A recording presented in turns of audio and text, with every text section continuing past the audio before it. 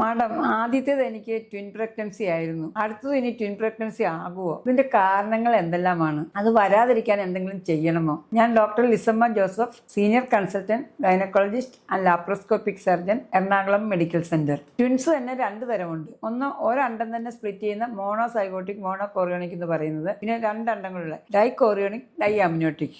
ഞാൻ മെയിനായിട്ട് പറയാൻ പോണതിന്റെ മോണോ എന്നുള്ളത് ഒരു അണ്ടം സ്പ്ലിറ്റ് ചെയ്യുന്നത് കോൺസ്റ്റന്റ് ആണ്. അത് അതിന്റെ ഇൻസിഡൻസ് എല്ലാം കോൺസ്റ്റന്റ് ആണ്. ഡൈകോറിയോണിക്, ഡൈ അമിനോട്ടിക് എന്ന് പറയുന്നതാണ്. അതിന് കാരണങ്ങളുണ്ട്. ഇപ്പം ഹെറിഡിറ്ററി ആയിട്ട് എടുക്കുക. ഹെറിഡിറ്ററി എന്ന് പറഞ്ഞാൽ നമ്മുടെ അമ്മയ്ക്ക് അല്ലെങ്കിൽ സിസ്റ്റേഴ്സിന് അല്ലെങ്കിൽ ബ്രദർ അല്ലെങ്കിൽ അമ്മയുടെ ഫാമിലിയിൽ ആർക്കെങ്കിലും ഉണ്ടെങ്കിൽ, അല്ലെങ്കിൽ ഹസ്ബൻഡിന്റെ ഫാമിലിയിൽ ഉണ്ടെങ്കിലും ഹസ്ബൻഡിന്റെ വീട്ടിൽ ആർക്കെങ്കിലും ഉണ്ടെങ്കിലും അതൊരു ഹെറിഡിറ്ററി ആയിട്ട് വരാം. വേറൊന്നാണ് നമ്മൾ ഇയാട്രോജനിക് എന്ന് പറയുക. എന്ന് പറഞ്ഞാൽ നമ്മളിപ്പം മെഡിസിൻസ് ഉപയോഗിക്കുന്നത്, ഇപ്പം നമ്മൾ ഗർഭിണി അല്ലാത്ത ഒരാൾക്ക് IVF ചെയ്യുക, IUI ചെയ്യുക, പിന്നെ നമ്മൾ ഓവുലേഷൻ ഗർഭിണിയാകാൻ വേണ്ടിയുള്ള ക്ലോമിബിൻ സിട്രേറ്റ് എന്ന അങ്ങനത്തെ മരുന്നുകൾ കൊടുക്കുക. ഇങ്ങനെയൊക്കെ വരുമ്പോൾ മൾട്ടിപ്പിൾ ഓവുലേഷൻ വരാം. അപ്പം രണ്ടണ്ടം വന്നിട്ട് അത് ട്വിൻസ് ആകാൻ ചാൻസ് ഉണ്ട്. ചിലപ്പോൾ അത് ട്വിൻസ് മാത്രമല്ല, ട്രിപ്പിലെറ്റ് 3 പിള്ളേരും 4 പിള്ളേരും ഒക്കെ വരാറുണ്ട്. ഇങ്ങനെ ഞങ്ങൾ കണ്ടിട്ടുണ്ട്. ഇപ്പം ഞാൻ ഫാമിലി ഹിസ്റ്ററി പറഞ്ഞു. അതുപോലെ തന്നെ പേഷ്യൻ്റെ ഏജ് എടുക്കുക. ഏജ് എന്ന് പറഞ്ഞപ്പോൾ ഒരു 38 വയസ്സൊക്കെ കഴിയുമ്പോഴത്തേക്കും നമ്മുടെ ഈസ്ട്രജൻ ഹോർമോൺ കുറയാൻ തുടങ്ങും. അപ്പം ബ്രെയിനിൽ നിന്ന് വരുന്ന FSH കൂടും. FSH കൂടുമ്പോൾ മൾട്ടിപ്പിൾ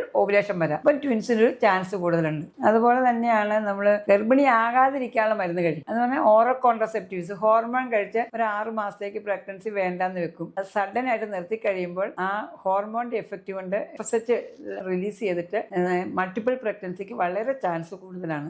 ഇങ്ങനത്തെ കാരണങ്ങളാണ് മെയിൻ ആയിട്ടുള്ളത്. പിന്നെ ഏജ് ഉണ്ട്, ഹോർമോൺ ട്രീറ്റ്മെന്റ് ഉണ്ട്, IVF ഉണ്ട്, പിന്നെ ഫാമിലി ഹിസ്റ്ററി ഉണ്ട്. ഇതാണ് മെയിൻ ആയിട്ടുള്ള കാരണങ്ങൾ. പിന്നെ ഈ മോണോസൈഗോട്ടിക് എന്ന് പറയുന്നത് അതൊരു കോംപ്ലിക്കേറ്റഡ് പ്രഗ്നൻസിയാണ്. ഒരണ്ടം തന്നെ സ്പ്ലിറ്റ് ചെയ്തിരിക്കുന്നത്. അതിനാണ് കോൺസ്റ്റന്റ് ആണ് അതിന്റെ ഇൻസിഡൻസ്. പക്ഷെ കോംപ്ലിക്കേഷൻസ് വളരെ കൂടുതലാണ്. നമ്മൾ ചിലപ്പോൾ 27-20 ക്ലിയർ ആയിട്ട് ആന്റിനേറ്റൽ ചെക്കപ്പ് ചെയ്ത് കറക്റ്റ് ആയിട്ട് ഫോളോ അപ്പ് ചെയ്യേണ്ടി വരും. ആ സമയത്ത് ചിലപ്പോൾ 28 ആഴ്ച, 30 ആഴ്ച, 32 ആഴ്ച വരെയൊക്കെ പോകാനുള്ള ചാൻസ് ഉണ്ട്. ഈ ട്വിൻ പ്രഗ്നൻസി ചില കേസിൽ 3, 4, 5 വരെ ഉണ്ടാവും ഞാൻ പറഞ്ഞു. അപ്പം നമ്മൾ elective reduction of the foetus എന്ന് പറയും. എന്ന് പറഞ്ഞാൽ നമ്മൾ അൾട്രാസൗണ്ട് ഗൈഡൻസിൽ അതിന് എഫിഷ്യന്റ് ആയിട്ടുള്ള ഡോക്ടേഴ്സ് 4 ഉണ്ടെങ്കിൽ 2 അല്ലെങ്കിൽ 3 അല്ലെങ്കിൽ 1 ആക്കി കൊടുക്കുന്നത്, 2 ആക്കി കൊടുക്കും, അല്ലെങ്കിൽ 3 ആക്കി കൊടുക്കും. അതിനാണ് എലക്റ്റീവ് റിഡക്ഷൻ എന്ന് പറയും. അത് സാധാരണ സംഭവമാണ്. അല്ലെങ്കിൽ 4-5 പിള്ളേർ ഒന്നിച്ച് വന്ന് നമുക്കത് മുന്നോട്ട് പോകാൻ ചാൻസ് വളരെ കുറവാണ്, ഫിറ്റൽ റിഡക്ഷൻ ചെയ്തത്. പിന്നെ ഇതിന് കോംപ്ലിക്കേഷൻസ്, ഈ ട്വിൻസ് 2 പിള്ളേർ ഒന്നിച്ച് ഉണ്ടാകാന്നുള്ളത് മാത്രമല്ല, ട്വിൻസിന്റെ കോംപ്ലിക്കേഷൻസ് വളരെ കൂടുതലാണ്. അവർക്ക് ഡയബറ്റീസ് ഉണ്ടാകാനുള്ളതുണ്ടാകും, BP ഉണ്ടാകാം, അതുപോലെ പ്രീ എക്ലാംസിയ ഉണ്ടാകാം,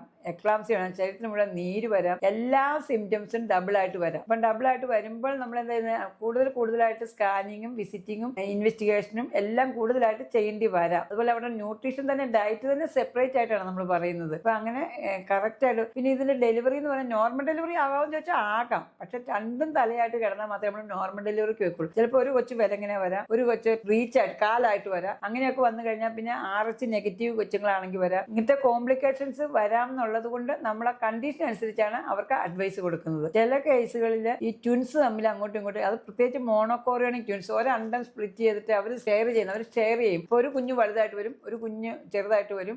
അപ്പൊ അങ്ങനെ വന്നു കഴിയുമ്പോൾ ആ കുഞ്ഞ് ഡെത്ത് ആകാൻ വേണ്ടി ട്വിൻ ട്രാൻസ്ഫ്യൂഷൻ സിൻഡ്രോം എന്ന് പറയും. ഒത്തിരിയും കോംപ്ലിക്കേഷൻസ് വരുന്നതാണ് ഒരണ്ടം തന്നെ മോണോകോറിയോണിക്, മോണോ അമിനോട്ടിക് ട്വിൻസ് എന്ന് പറയുന്നത്. അപ്പൊ നമ്മളൊരു ട്വിൻ പ്രഗ്നൻസി ഉണ്ടായി കഴിഞ്ഞാൽ പേടിക്കേണ്ട ആവശ്യങ്ങളൊന്നുമില്ല. റിപ്പീറ്റ് ചെയ്ത് വരുമോ എന്ന് ചോദിച്ചാൽ റിപ്പീറ്റ് ചെയ്ത് വരാം. എനിക്കൊരു ഇഷ്ടംപോലെ പേഷ്യൻസ് ഉണ്ട് റിപ്പീറ്റ് ചെയ്ത് വന്നത്. അപ്പൊ നമ്മൾ കറക്റ്റ് ആയിട്ട് ഡോക്ടറെ കണ്ടിട്ട് കൂടുതൽ സ്കാനിങ്ങും ബ്ലഡ് എക്സാമിനേഷനും വിസിറ്റിങ്ങും ചെയ്ത് അവർ പറയുന്ന പോലെ BPയും ചെക്ക് ചെയ്ത് ബ്ലഡും ചെക്ക് ചെയ്ത് അനീമിയ ഒക്കെ ഉണ്ടാകാനുള്ള ചാൻസ് വളരെ കൂടുതലാണ്. അവർ പറയുന്ന പോലെ കറക്റ്റ് ആയിട്ട് പോയാൽ പേടിക്കാതെ തന്നെ നിങ്ങൾക്ക് 2 കുഞ്ഞുങ്ങളെയും ഹെൽത്തി ആയിട്ട് കിട്ടും.